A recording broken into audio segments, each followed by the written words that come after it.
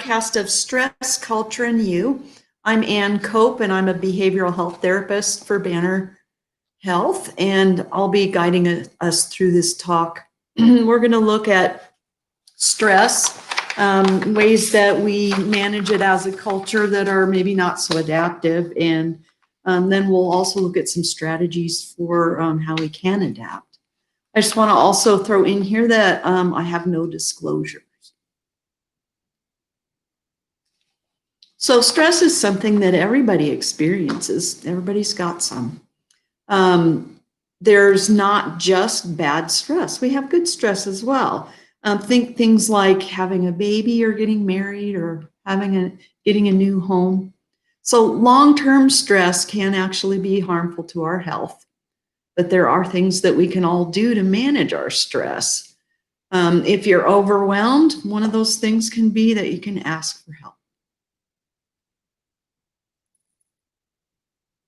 So in my studies to prepare this talk, I've discovered that we have kind of a culture. I mean, I knew that we had this, but I didn't realize what a big deal it was. But we have an alcohol misuse culture going on in which we have this sort of like a cultural agreement amongst ourselves that it's okay to self-medicate with alcohol.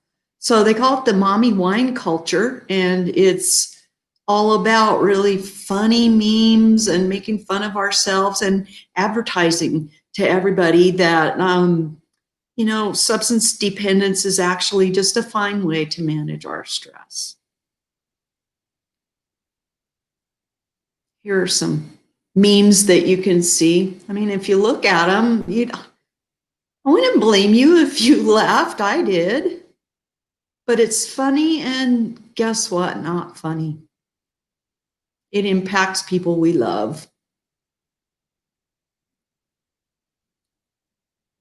So alcohol has sort of become like the punchline and the solution.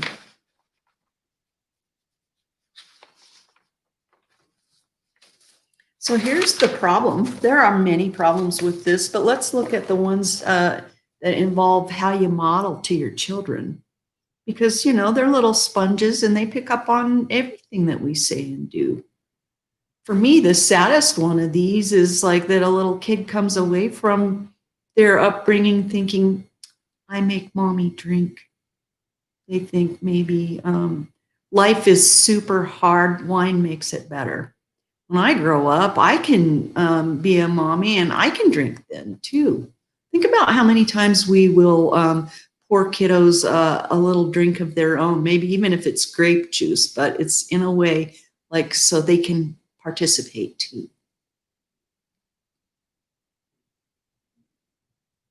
This tends to perpetuate our problem. Alcohol is not harmless. So here are some statistics and conversation that blew my mind away. This is the saddest thing ever. We have conversation in our culture about an opiate crisis. There's so many people addicted to opiates, and that there is a problem with, increased death rate. Well, guess what? The death rate due to opiates in our country this last year, across the whole country, was 75,000 people. However, and this is something we don't even talk about, alcohol deaths were 88,000 in our culture in the United States last year. Just for perspective, I looked up to find out what is the seating capacity for like Invesco Field, where the Broncos play, 76,000 people. So that would be like a full stadium full of dead bodies and out in the parking lot due to alcohol.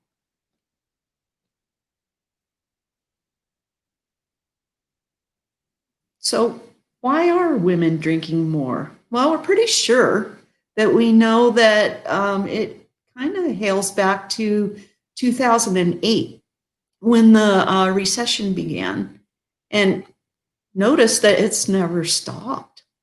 So here's the thing is we think that women really bear the brunt of a lot of the stress because they're keeping the home fires burning, they're raising the children, doing all of the managing the household, and then also at work have greater responsibilities. And so what we're looking at is a whole lot of burnout for women. So think about how also our advertising culture, it's marketed, alcohol is marketed to women when we are down. Think about this. I mean, if you are a healthcare provider who's, in it all day, every day, and you're exhausted when you come home, then they're preying on you. So it's increasingly marketed to women in terms of like it's skinny or light. And to me, that also perpetuates fat shaming and our weight loss industry. We're being preyed upon. So I also want to talk to you about the CDC definitions of drinking, because these are just shocking. I don't know how it is for you, but I found myself here. According to the CDC, moderate drinking consists of, for women, 1 drink per day or less. For men, that would be 2 drinks per day or less. But then when we look at heavy drinking, that's only 8 drinks per week. So if you had 1 drink per day and then threw in 1 more drink, then now you're a heavy drinker. And that's for men or women. With binge drinking, this is like when a person sits down and has more than one in an episode, 4 a day for women. And for men, I think 5 or more drinks a day. Risky drinking, this is the way they define that. And that is like if you drink 4 or more drinks in a sitting 1 or more times a week. So that's risky drinking. And that's for men and women. So there is a distinction between alcohol abuse and addiction. So the difference with that is with abuse, we drink too much, too often. Whereas with addiction, it's like we can't stop.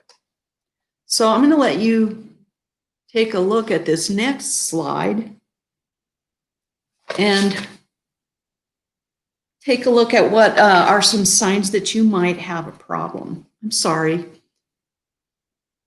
Signs that you might have a problem. You can take a look at these, but I want to touch on this phenomenon that one of my clients taught me. She says that there is a group in Colorado called the Colorado Wine Ninjas, and it's an invitation-only group. It's a social group, and basically thinks kind of secret Santa. So people get together and they will create a care package, a basket, and then go leave it on somebody's porch and then ring the doorbell and run. So yeah, we take a look and see if you're struggling with any kind of like focus on drinking and substance use as part of your scenario. I also want to point out that if you thought when you saw this list of signs that you might have a problem, that you should pass this along to, a friend or family member, that in itself could be an indication that you are surrounded in your inner circle by people who are struggling with addictions issues, and that you may need some support yourself individually for what you're going through.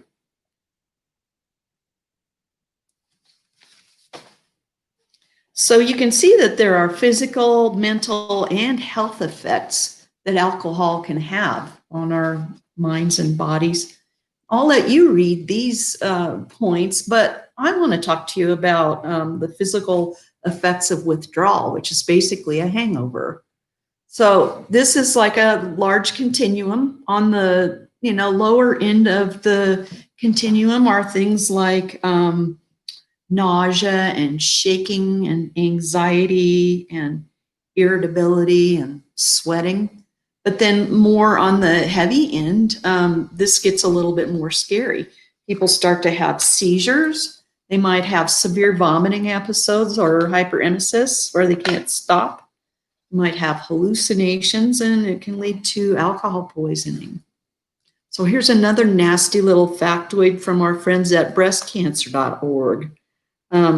They indicate that our risk of breast cancer increases by 15% if we drink 3 drinks a week or more of any variety of drinking. And that it's increased, that risk of cancer, breast cancer, is increased by drink per day. So if you drink 1 more per day, you add another 10%. If you drink 2 more per day, you add another 20%. It's a huge risk.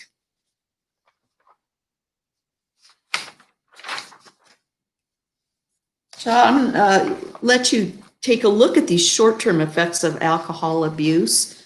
And I really just sort of want to address a few of them. The one that stands out to me the most is that there's a depression of our gag reflex when we drink alcohol to a great extent. What you hear about is that people will pass out and then aspirate on their own vomit. And when that happens, they can choke and die. I mean, it's a huge risk. So when alcohol poisoning happens, that's what we're worried a lot about. Another thing that happens is that there is an inflammation of some of our organ systems, including our pancreas, think pancreatitis, cirrhosis, which is inflammation and scarring on the liver.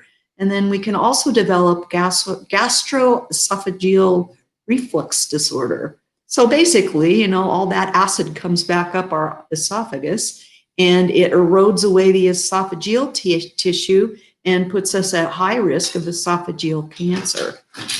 Again, not nice. Now we're going to look at the long-term effects of alcohol abuse. Now this is where it gets real, people.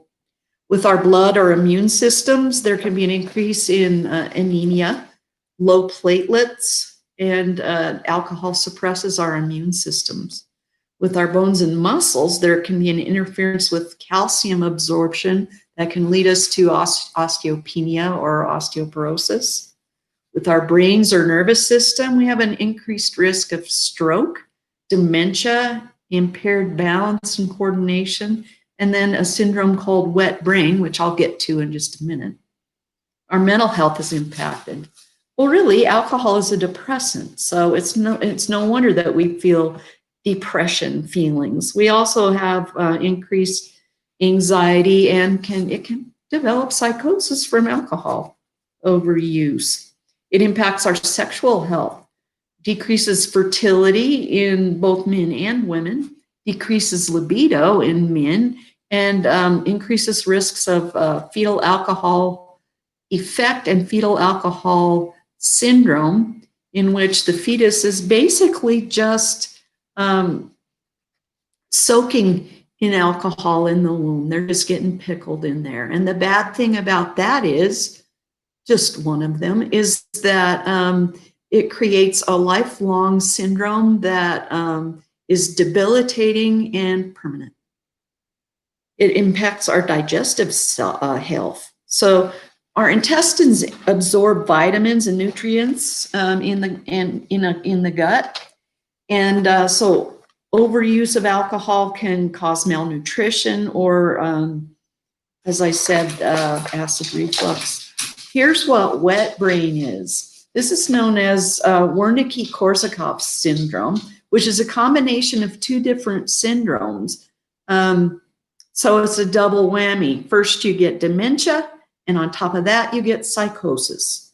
So with this is basically at the stage when people are drinking all of their calories, and they are malnourished, and their body is wasting, losing a whole bunch of weight, maybe just eating a whole lot of carbs, and they might have a decreased BMI, decreased nutrition, constant vomiting. There's that hyperemesis thing again. and anemia. If you want more information on this, go to https :// S like Sam, B like boy, treatment.com. Now, here are the longer term psychosocial effects. This is how other people may tend to view you when you're dealing with long-term alcohol abuse. Hygiene issues start to deteriorate. Like, people just don't seem to care so much about their appearance anymore. Our hair becomes kind of stringy and nasty. You get a real puffy face and eyes. Develop like broken capillaries in your nose, and there might be red lines on your chest. Can create rosacea, in fact, as well. We will have sneakier behaviors, basically because we're lying to ourselves and we're lying to our friends. Like, we're too drunk to go out, but we're going to make up some lie about that. Or we're going to go into a liquor store and try to engage in conversation with the clerk because we feel so guilty that they know who we are, what we buy, and how often we're there. We can have some mood swings, be weepy or combative, or lash out at people. Get depressive thinking, kind of sad, victim-y kind of thinking, and our self-esteem and self-deprecation in our conversation shows up as a problem. And people don't want to hang out with us anymore. So people tend to have losses of relationships in this stage of alcohol abuse. We take greater risks with our behaviors, maybe walking alone at night if you're a woman, certainly driving drunk, and then coming home and not knowing how in the world you got home. The other piece of this is you just can't stop. Now we're going to look at cannabis, which is also not harmless.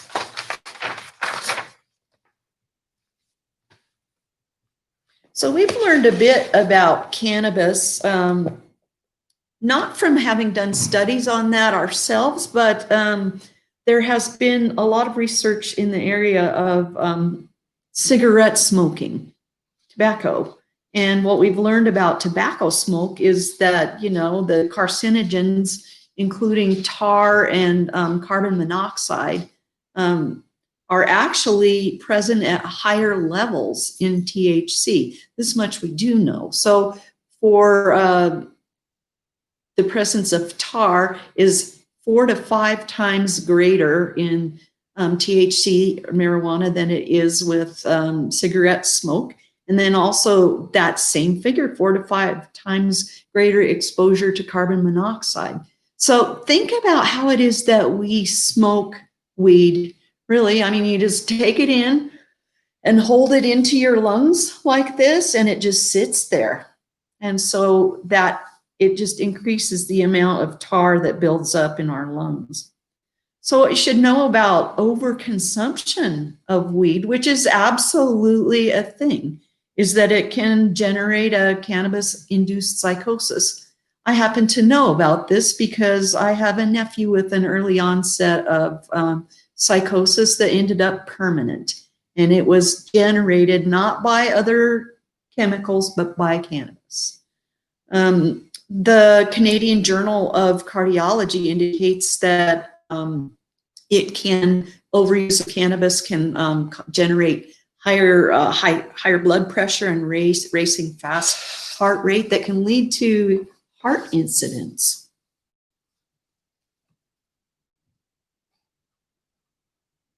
So there are different risks for different age groups. So obviously the ones that involve our little unborn babies and infants and little children have to do with like overexposure to smoke, and also like, a little toddler may come along and find a gummy on the floor and just pop it in there. Not such a good thing.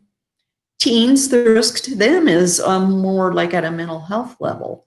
Their brains are developing at this time when they're teens, and it can be impacted by overexposure to cannabis. So here's a little factoid too, is that there are cannabis receptors in our brains. So it goes directly to our brains, and it's a very quick kind of a deal. Teens can have panic attacks. They can have hyperemesis. Here's that vomiting thing again. And they can also have poor mental health. Now, risks to older adults are a little bit different. Our senior population may have trouble with cognitive impairment. They could have drug interactions between various things that they're taking. They have a different metabolism, and it can lead to risk of falling and also arrhythmia of the heart. So for further information, you can check at addictioncenter.com.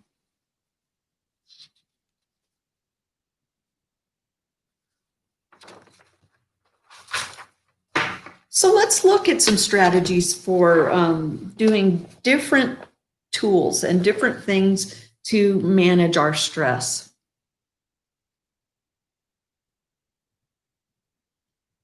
So obviously we want to exercise a little bit more. Well, your doctor's going to hammer on this for good reason. What we know is that when you increase physical stress, that actually decreases stress hormones in our brains and leads us to have an increase in feel-good chemicals, endorphins, and it also can decrease our anxiety levels. So I'm going to let you kind of read through this slide for yourselves. I want to just sort of bring your attention to how it is that when you spend time with your friends and your loved ones, that actually generates a release of oxytocin, which is a feel-good chemical. And that can actually be the reverse of the whole fight or flight thing. The phrase of it when I was researching was tend and befriend instead of fight or flight. Deep breathing can be a huge, huge deal. And here's why, is because deep breathing activates our parasympathetic nervous system, which controls our ability to relax. And it slows our heart rate and increases feelings of peace. So I'm sure you'll find that elsewhere in your studies, but practice breathing.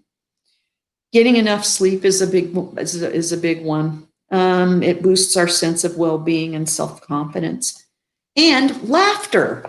Now, this is one that's been studied by Norman Cousins in his research on cancer and laughter. What he found was that those who participated in a search for laughter actually had better outcomes with their cancer treatments. So laugh it up. That's what I do.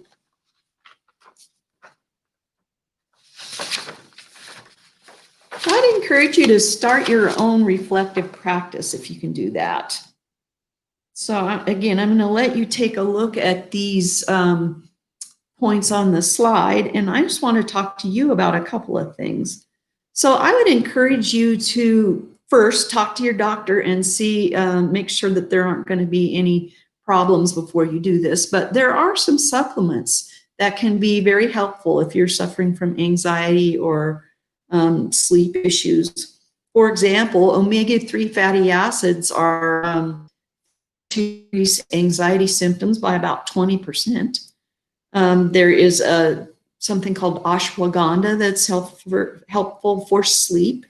Green tea can increase your serotonin levels.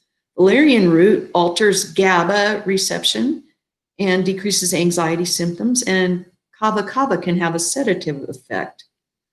I would encourage you, when you're doing the lighting a candle thing, to just play around with some aromatherapy. There are things like lavender that can be extra calming. So the other thing that I want to point out is that if you're able to write down things that are on your mind and that you can't sleep, it can be really helpful and healthy. You know, there is a practice called three good things that was developed out of Duke University. And what they found is that those of us who practice focusing on and tracking 3 things that we're grateful for each day, it can actually shift how we think. And by shifting how we think, we shift how we feel how we behave, and just an overall well-being impact. So there are things that we can do.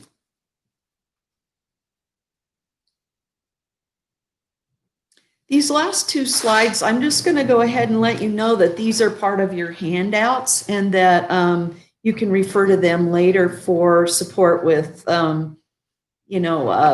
12-step groups for AA, NA, Al-Anon, and then there are a few other groups that are a little bit more specific to different groups like Christians and Native Americans. Well, that's it for today. And I just want to wish you all the best on your stress management journey. And thank you for this opportunity. Take care.